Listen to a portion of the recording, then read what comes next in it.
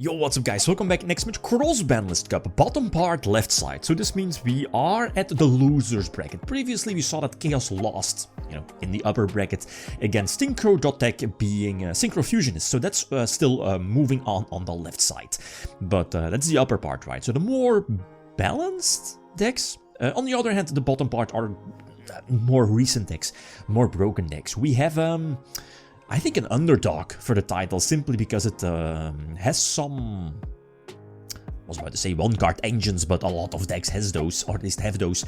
But Winda, the surprise, quote-unquote, surprise Winda is strong, especially when this deck is going first.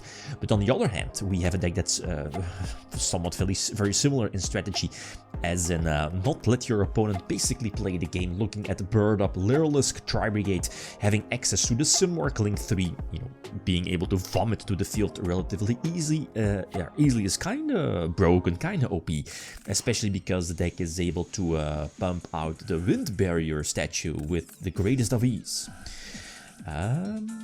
Okay, so going first is obviously very important, but on the other hand, I think both decks having access to Droplet, we see them in the opening hand, but nonetheless, again, both decks are somewhat recent, looking at their side deck as well, both decks having access to a lot of strong going second cards, so I feel that looking at the votes, what was it, 65-ish% in favor of Lyrilisk, Tri-Brigade, I could kind of feel the same as in the more recent deck, having the slight advantage maybe, but on the other hand, stuff like Winda is strong, like going first, like what are legit, like what are the outs? Droplet isn't out, but do you have fuel left after that? And does Dogmatika, at least does the Invoked deck having does it have more negations?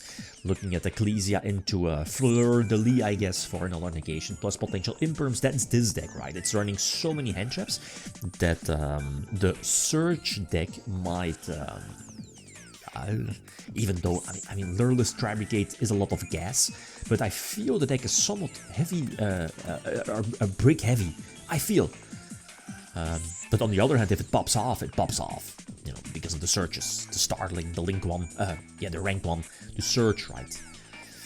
Anyway, so another Servant, insane card. So End is forcing out the, eventually forcing out the trap. Sadly, we can't special summon, obviously, so we have to use our regular normal summon to try to attack over the Wind Barrier statue. If we were able to get rid of the Wind Barrier statue, we would still have had a chance. On the other hand, I'm not so sure about that, because Endis was already gone. So, because I don't think there was a way to imagine, being able to attack over the Wind Barrier statue. I don't think there was a way to get rid of the Simwark Link as well. And the Simwark Link will special summon Avian, probably, or maybe even a Tri-Brigade monster to, go for Omen during Mitre. So I'm not so sure. I don't think it mattered. And also the trap, obviously, right? So, anyway, going first this time. This was an okay opening. I think we have Floodgate set. I think so. So let's see, we do negate with Makaba, they do activate the Lyrilisk Searcher, but it's only once per turn, so the second one in the hand is dead. And this is an excellent Floodgate against the deck. It basically blocks the entire Lyrilisk package, but, with Tri-Brigade, most of the Tri-Brigade monsters have different types, so they could capitalize on that, even though they might lose to this particular Floodgate. So Almirage could tribute itself, if that would make sense. We all have different types on field. We can't go for, I don't know, another Spellcaster Summon. We do because we have Alistair on field. And they will just lose, right, because of the Floodgate.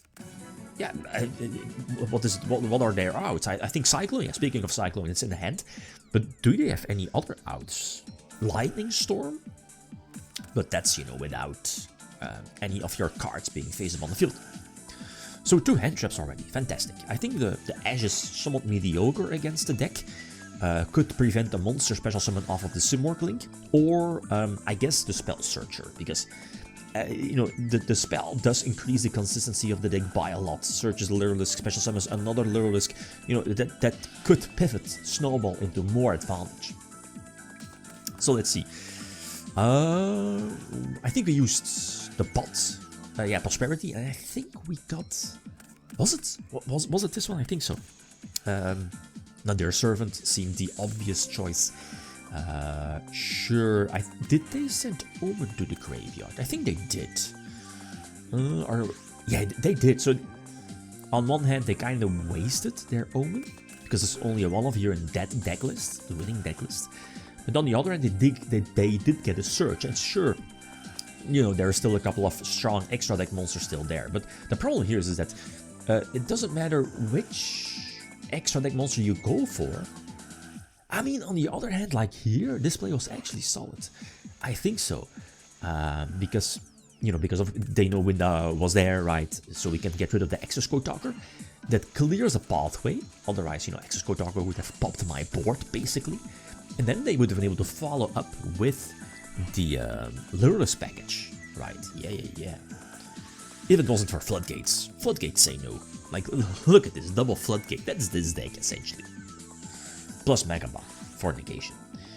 The prosperity, I halve the damage now. I was like, maybe, I don't know, get something, but you know, we're still under the Floodgate. But the thing here is that is it this one? Yeah, it's this one. They draw the Avian. The problem is that Avian is also a winged beast. So now they cannot tribute summon for Avian, and there is no way to, because there's nothing in the extra deck to summon. Fractal activate the effect that, you know, you can't special summon anything from the extra deck if there's any targets left, I don't know. But there weren't any plays. Like, Droplet here wasn't out, but then there's still Floodgate number 2, my trap. But like, imagine here, the thing is that you should probably set the Droplet, right? But on the other hand, like, who's going to tribute Winna for Nip, right? And the Winna cannot attack directly, so are you risking setting Droplet to lose it to Cyclone? I don't know. It's iffy, but like I think I like the last play was the correct play, right? A tribute and to try to attack for a game. To bypass my own Floodgate, that is. So, okay, so Bird Up is out. We have the Floodgate deck going through. Anyway, so the next one we have a biggie, as in a lot of differences between both deck lists in here. We have Trooper Monarch, so 2007 versus 2013 being a ruler. So feel free to leave your predictions. Is Monarchs able to win this one? I'm not so sure. Okay, guys, that's it. Thanks for watching. Feel free to leave a comment or like if you enjoyed the video. Riddim signing out. Peace.